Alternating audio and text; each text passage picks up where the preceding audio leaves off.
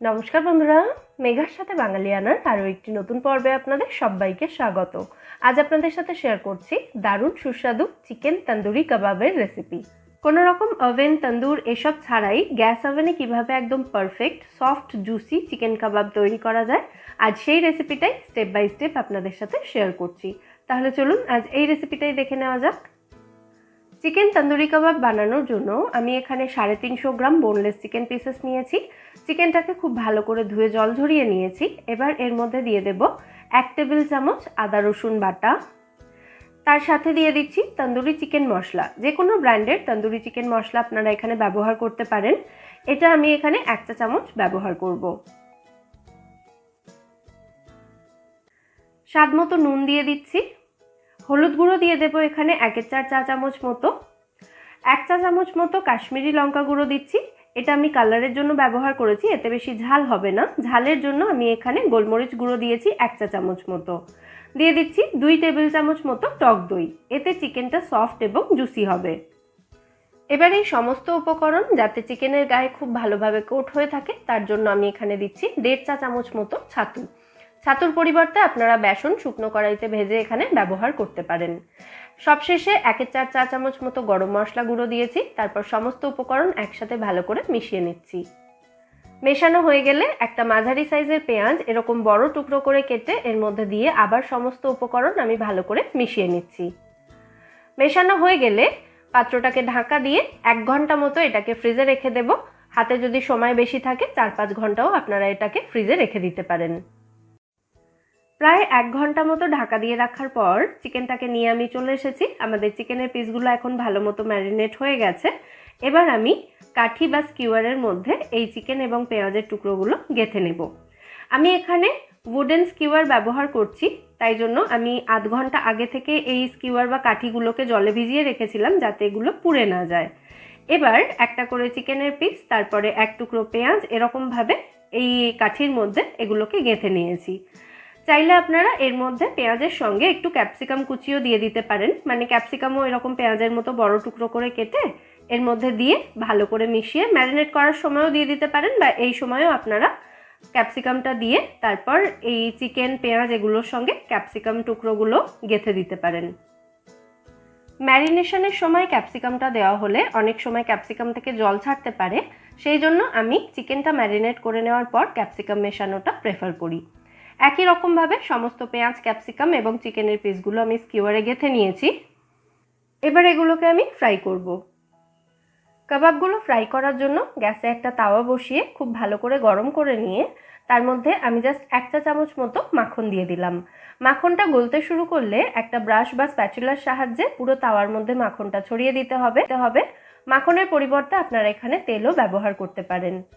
মাখনটা পুরোপুরি গলে গেলে স্কিওয়ারগুলো আমি তাওয়ার উপরে এভাবে রেখে দিচ্ছি পাশাপাশি।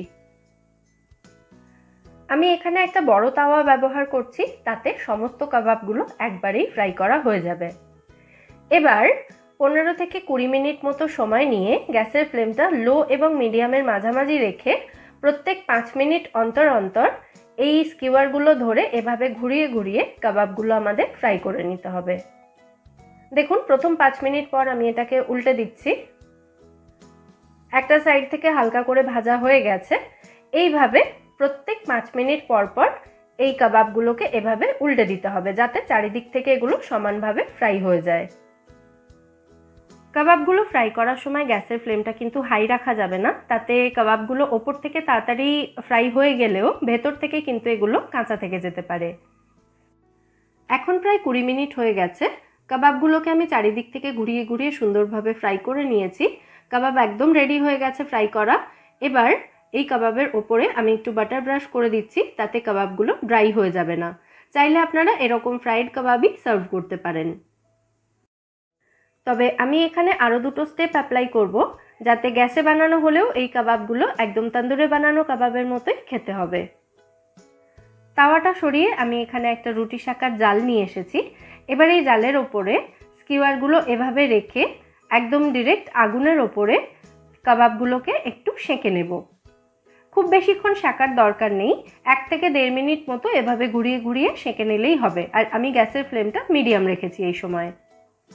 এতে এই কাবাবগুলোর মধ্যে তন্দুরে তৈরি করা কাবাবের মতোই একটা পোড়া পোড়া এফেক্ট আসবে। একই রকমভাবে সমস্ত কাবাবগুলো আমি এইভাবে সেঁকে নিচ্ছি। এই দুটো স্টেপ তো সবাই ফলো করতে পারবেন, তবে এর পরে যে স্টেপটা আমি দেখাবো সেটা একেবারেই অপশনাল। আমি কাবাবগুলো সেঁকে নেওয়ার পর একটা বড় পাত্রের মধ্যে নামিয়ে নিয়েছি, আর এই পাত্রের মধ্যেই একটা ছোট স্টিলের বাটি রেখেছি। এবার এই কাবাবের মধ্যে একটা স্মোকি ফ্লেভার দেওয়ার জন্য একটা জ্বলন্ত কয়লা আমি এই স্টিলের বাটির মধ্যে রাখলাম। তার ওপর থেকে সামান্য একটু মাখন দিয়ে দিলাম, 1/2 চা চামচ মতো, দিয়ে পাত্রটাকে ঢাকা দিয়ে দেব। পাত্রের মধ্যে এই যে ধোঁয়াটা তৈরি হচ্ছে, এতেই কিন্তু কাবাবের মধ্যে খুব সুন্দর একটা স্মোকি ফ্লেভার চলে আসবে।